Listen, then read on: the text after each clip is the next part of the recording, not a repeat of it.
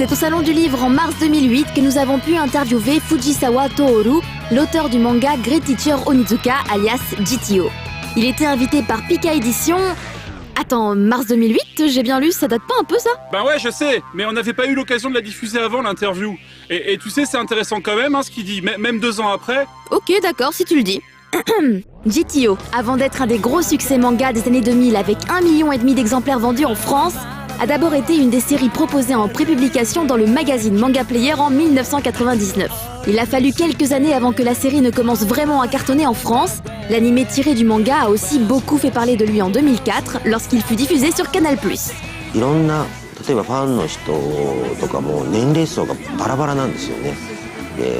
だからそれがまずびっくりしたんですけども、結構年配の老夫婦が来てたんですけど、本当に読んでるのかなっていう人まで読んでたんで、そこら辺すごく新鮮でしたね。はい。Il faut dire qu'au Japon, son lectorat est composé quasiment uniquement d'adolescents et de jeunes adultes, souvent des garçons. Son premier grand succès, c'était Shōnen Junai Gumi, publié de 1991 à 96 au Japon. Ce pur shōnen manga raconte la vie quotidienne de 2 voyous, Onizuka et Danma, entre bastons contre les gangs rivaux et histoire de drague au lycée. Plus tard, Fujisawa décidera de reprendre son personnage de Onizuka pour en faire le héros de GTO. C'est pour cela que ce manga fut édité en France bien plus tard sous le titre de Young GTO. 結構海外で売る場合っていうのはアメリカなんかもそうなんですけど GTO っていう名前を使いたいみたいなんですね。なんでヤング GTO って逆にうまいタイトルの付け方だなと思いましたね。Une des grandes forces de GTO, c'est la manière dont sont décrits les rapports de force entre les personnages et comment Onizuka arrive à résister à la pression psychologique. 要は今まで悪い生徒として先生に迷惑をかけてた人が逆に先生になって迷惑をかけられる側になるっていうのを逆にちょっとやってみたかったな。それで始めました。そうですね、友達にも教師をやってる人とかもいたし、あとは新聞ネット、あとは雑誌とかのいろんな記事を読んで、自分と編集さんと一緒に考えながら作りました。そうですね、実際の先生っていうのも今はすごく生徒を怒ってはいけないとかいろいろなそういうすぐ裁判沙汰になるとかっていうのは日本でよくあるんですけども、つまりね生徒の親からも怒られ上の先生からも怒られっていうその狭間みたいのはちょっと描きたいなと思ってたんで、それが多分リアルな教師の位置なんだろうと。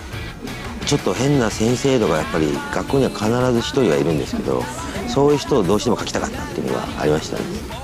Onizuka dans GTO a des tendances assez otaku, plutôt éloignées des préoccupations de l'ex-voyou classique. Il aime Godzilla, les figurines et surtout les jeux vidéo. ゲームはいっぱい持ってます。ただやる時間がないので、最初の1時間ぐらいでだいたいみんな終わってます。英吉のようにプレステ2の発売日は並ばれたりします。今はそうですね。プレステ3はもらいました。En 99, une série de 43 épisodes est produite chez Pierrot, le studio à qui on doit également Naruto, Lamu ou Les Mystérieux Cités d'Or entre autres. C'est aussi grâce à cet animé que beaucoup de Français ont découvert l'arc-en-ciel qui chantait l'opening. Moins connu chez nous, GTO a aussi été adapté en drama, c'est-à-dire en série télé live 1 an plus tôt. そうですね、日本のアニメーションの場合は、結構シナリオのチェックとかはできるんですけど、ドラマの場合は力が役者さんの方が強いんで僕らはチェックできませんですね。なるほど。じゃあ本当にドラマは視聴者として楽しまれた。そうですね、それしかすることができなかった。いかがでしたか？結果にご満足されてますか？70点ぐらいですかね。Depuis la fin de GTO, Fujisawa s'est lancé dans plusieurs séries courtes dont certaines ont été éditées en France, comme Rose Hip Rose, Tokko ou encore Kamen Teacher et Kimitu Sentai Momo Aida, 2 mangas en hommage au Sentai et au Tokusatsu. Et l'année dernière, c'était également le retour de GTO en manga. Il s'agit de la suite directe de GTO, intitulée GTO Shonan 14 Days.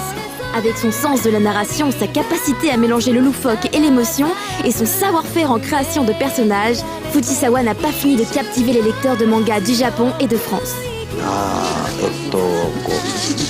流れるように読めて、で気がついたらその世界にはまっている、気がついたら涙を流している漫画が一番いいと思います。